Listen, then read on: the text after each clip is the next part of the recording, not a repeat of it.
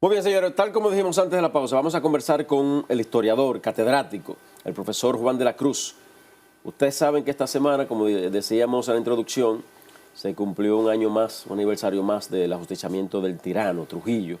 Y para mí es un honor compartir este escenario, este momento con el profesor Juan de la Cruz sobre el tema. Hermano Robinson, siempre a las órdenes. Siempre, para mí más que un honor compartir estos momentos de la historia dominicana con un catedrático del nivel, del estirpe suyo, maestro. Gracias. Mire, muchas personas se preguntan a esta altura del juego todavía, ciertamente en República Dominicana hace falta un Trujillo. ¿Qué usted dice, maestro? Pienso que quienes así opinan desconocen lo que ocurrió en esos casi 31 años de la República Dominicana. Desconocen que esta era una finca particular del dictador. Desconocen que casi la mayor parte de las provincias del país llevaban el nombre del tirano, de su padre, de su madre, e incluso de los títulos que él mismo se autodenominó. Para poner solo un ejemplo, lo que hoy es la provincia de San Cristóbal, en el 31 cambió de nombre y se denominó Provincia Presidente Trujillo. Era la provincia más grande del país, ocupaba lo que hoy es San Cristóbal, Villa Altagracia, Monteplata, es decir, la más grande del país. No podía haber otra más grande que la que llevaba el nombre del dictador. Correcto. De igual manera, en el 35, la ciudad de Santo Domingo, cuatricentenaria, cambió su nombre por el de Ciudad Trujillo.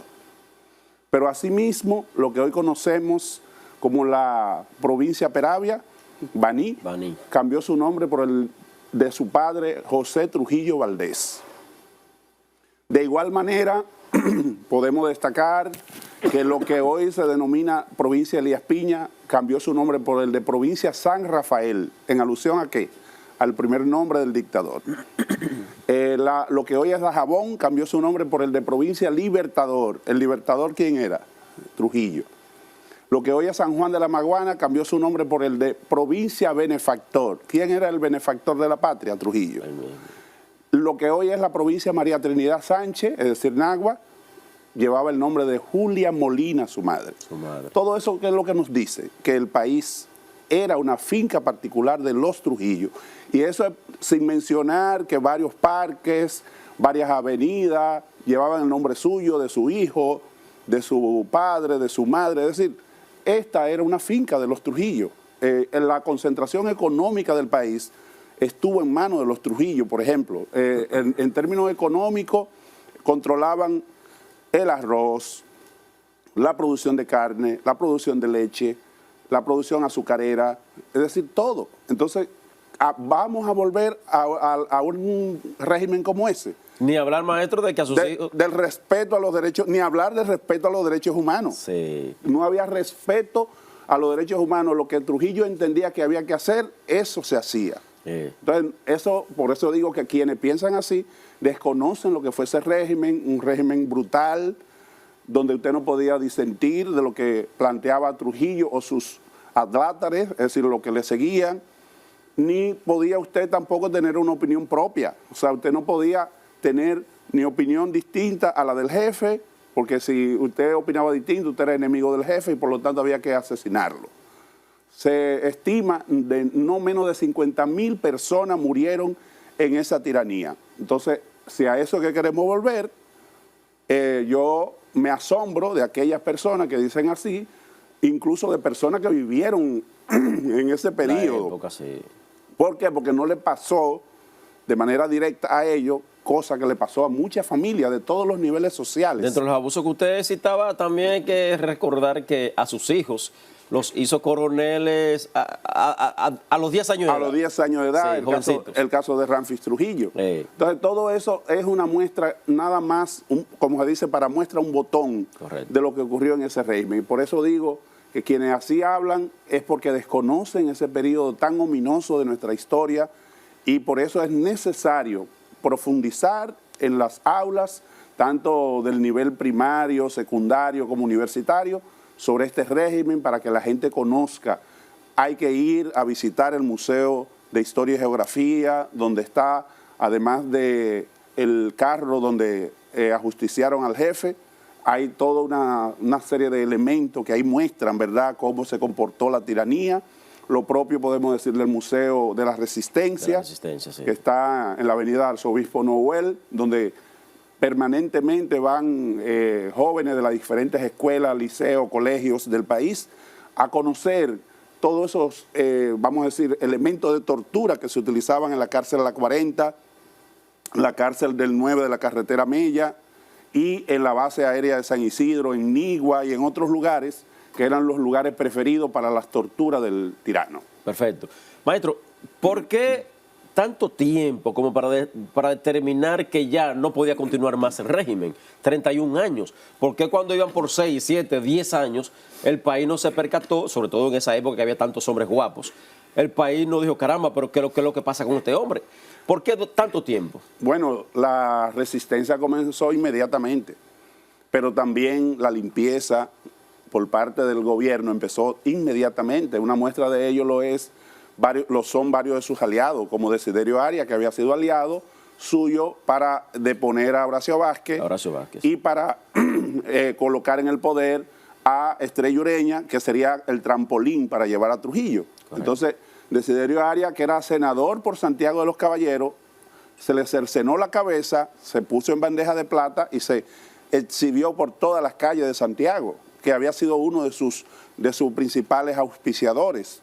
Y lo propio ocurrió con otros enemigos suyos, porasistas, que fueron perseguidos, tuvieron que irse al exilio algunos, otros fueron asesinados, como es el caso de Mainaldi Reina y su esposa, que ella embarazada fue asesinada y el esposo también. Y ahí empezó también una serie de intelectuales como Juan Isidro Jiménez Grullón, Bosch y otros que tenían movimientos conspirativos, y varios de ellos tuvieron que irse al exilio. El caso de Juan Isidro Jiménez Grullón, que aprovechó y se fue a estudiar a Francia y vino de allá con un doctorado en psiquiatría, y lo propio Juan Bosch, que incluso se vio obligado a colaborar con el gobierno después de ser hecho prisionero y en la cárcel de Nigua, y ahí es donde escribe la famosa criolla La Gaviota. La Gaviota, sí. Y luego entonces se vio obligado a colaborar en lo que es el censo del 35, y de ahí entonces pone como excusa la puesta en circulación de su obra La Mañosa para irse a Puerto Rico y de ahí romper con el régimen. Es decir, que hubo resistencia desde el principio. Lo que pasa que fue un régimen terrorífico, que se auxilió de una banda paramilitar llamada la 42, que a todo aquel que se sabía enemigo del régimen inmediatamente iban, lo buscaban, lo asesinaban, y de igual manera todo un encuadramiento de la sociedad y un adoctrinamiento de la sociedad a través de los medios de comunicación. Trujillo usó los medios de comunicación como nadie más lo había usado hasta ese momento. O sea, es decir, la radio, la televisión, que ya existía en ese momento. De igual manera las escuelas, la familia la usó para colocar su imagen en todas las casas. En esta casa manda el jefe, por ejemplo. Sí. Todo eso nos deja ver que la familia fue ideologizada, que las escuelas fueron ideologizadas, la famosa cartilla de alfabetización Trujillo. La gente empezaba a, en lugar de poner papá y mamá como las primeras palabras que casi siempre pronuncian los niños, las primeras palabras que había que pronunciar era Trujillo. Una palabra tan difícil de escribir, a ese nivel se llegó. Tan difícil de escribir y de pronunciar como Trujillo, era la primera palabra que había que escribir en la escuela. Entonces todo eso nos deja ver que el régimen se valió tanto de la represión como de la ideologización para lograr que la sociedad lo aceptara como lo mejor que le podía pasar en ese momento a la sociedad. Incluso hablan, la historia que nos narran de esa época, si revisamos los libros de los diferentes escritores, de los historiadores de esa época, nos narra que antes de Trujillo el país era un caos, que a partir de Trujillo llega el orden. O sea, esa es la idea que se muestra en los libros de texto de personajes tan famosos como Peñavalle, sí, como Emilio Rodríguez de Morici y otros, que fueron y Balaguer, el propio Balaguer, que fueron ideólogos de la dictadura y crearon una historia a partir del surgimiento de la tiranía como lo único que salvó al país. Así se mostraba. Una cosa que se valora, por ejemplo, en el régimen o del régimen, o que se justifica los que dicen que debería haber un Trujillo hoy, es precisamente por el tema del orden en cuanto a la educación, que la educación era segura, que ahí no había problema con educación, que usted podía dejar la casa abierta y nadie se metía a robar, que usted podía dormir en la calle sin problema y que los delincuentes en la época de Trujillo no estaban. No. ¿Qué usted dice ahí? Solamente había uno. El dueño de todo. El dueño de todo. Nadie más podía delinquir sin la autorización de Trujillo. Pero no es verdad que la gente podía dormir en la calle y con dinero como almohada, un saco de dinero, porque si dormía en la calle era por algo. Ese individuo se veía como un conspirador. Si a ti te encontraban después de las 10 de la noche en la calle, sin justificar el por qué tú estabas en la calle, tú debías tener tu casa, debías estar en tu casa. ¿Cómo es que tú dices que podías dormir en la calle? No podía dormir en la calle porque el Servicio de Inteligencia Militar que coordinó Johnny Aves García, sí, el temible Johnny Aves García, te impedía ese famoso, los famosos cepillos, como nosotros le llamamos, ¿verdad?, los Volkswagen, sí. Permanentemente vivían merodeando en las principales ciudades del país. Entonces tú no podías dormir en ningún parque, ni estar después de las 10 de la noche en ningún lugar. O sea, eso es un mito, lo que se ha dicho, que usted podía dormir en la calle y no le pasaba nada. Nadie podía dormir en la calle. ¿Por qué don Tony Raful, en un libro suyo, me parece que fue el último o el más reciente, dice que Johnny Aves está todavía vivo? ¿Por qué? Bueno, esos son de las cosas, ¿verdad?, que uno no entiende, porque hay información de que él fue asesinado en Haití, claro, entonces, en 67 más o menos, 67, 68.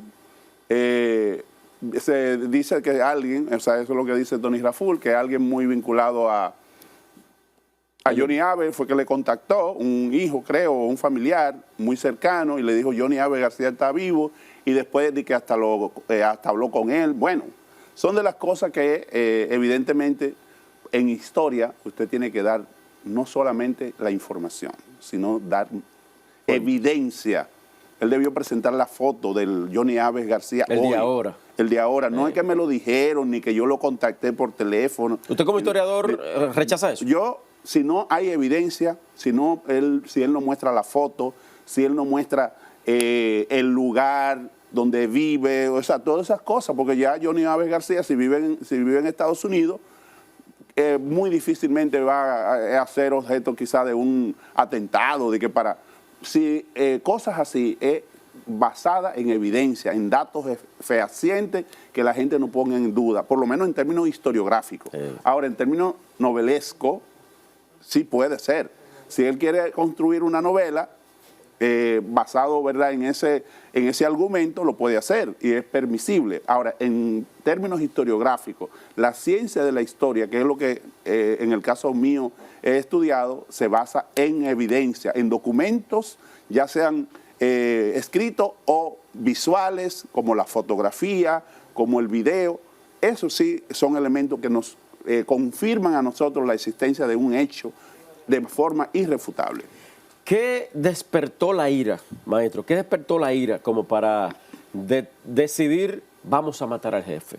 ¿Qué determinó todo eso? Todo eso lo determinó el comportamiento del propio Trujillo. Okay. O sea, un comportamiento díscolo, que a la persona que estaban a su alrededor lo maltrataba, que no paraba mientes en ofender al títere que tenía como jefe de las Fuerzas Armadas, Pupo Román Fernández. En varias ocasiones lo degradó públicamente, tanto llamándolo desde el propio Consejo de Gobierno, de que él estaba en su casa con su sobrina, porque era sobrina de Trujillo, la esposa de Pupo Román Fernández, y aún así le hacía ver que él estaba conviviendo con ella y lo llamaba desde su casa, y se burlaba de él en el propio Consejo de Gobierno, donde estaba él y estaban los demás.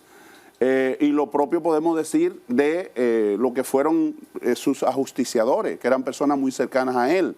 Es el caso, por ejemplo, de Antonio Inver Barrera, que fue gobernador militar de Puerto Plata, una persona de su confianza. Sí.